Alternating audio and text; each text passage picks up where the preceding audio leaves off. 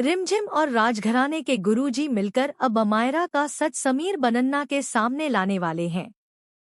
समीर को पता चलता है कि उसकी शादी अमायरा से नहीं बल्कि रिमझिम से हुई थी और अमायरा सिर्फ दिखावा कर रही थी।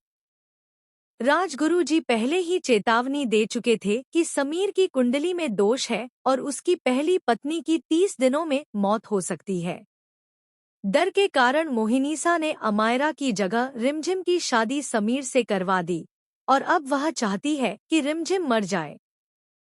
सच सामने आते ही समीर का गुस्सा फट पड़ता है।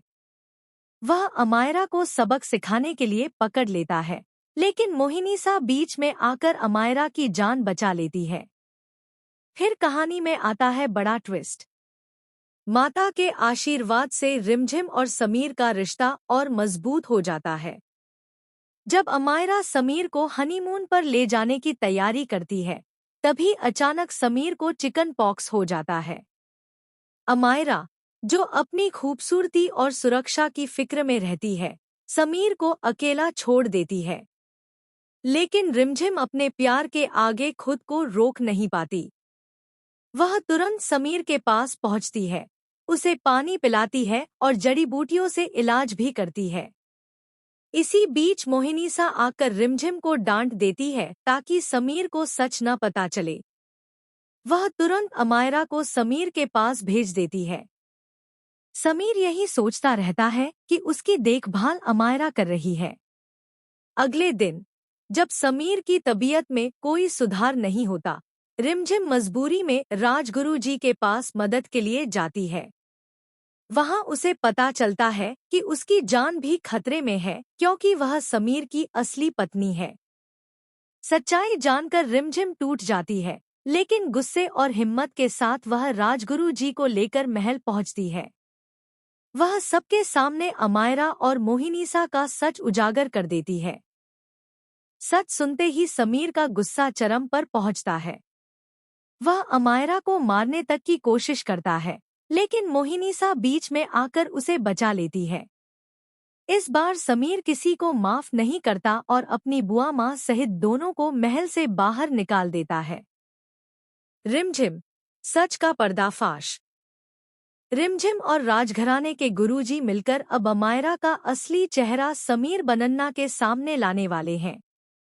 समीर को पता चलता है कि उसकी शादी अमायरा से नहीं बल्कि रिमझिम से हुई थी। अमायरा केवल दिखावा कर रही थी कि वह उसकी पत्नी है। राजगुरुजी पहले ही चेतावनी दे चुके थे कि समीर की कुंडली में दोष है। उसकी पहली पत्नी की जान खतरे में थी। मोहिनीसा ने डर के कारण अमायरा की जगह रिमझिम से शादी करवा दी और अब वह चाहती है कि रिमझिम को नुकसान पहुंचे। सच सामने आते ही समीर का गुस्सा फट पड़ता है। वह अमायरा को पकड़कर सबक सिखाना चाहता है, लेकिन मोहिनीसा बीच में आकर अमायरा की जान बचा लेती है। फिर कहानी में आता है बड़ा ट्विस्ट। माता के आशीर्वाद से रिमझिम और समीर का रिश्ता और मजबूत हो जाता है।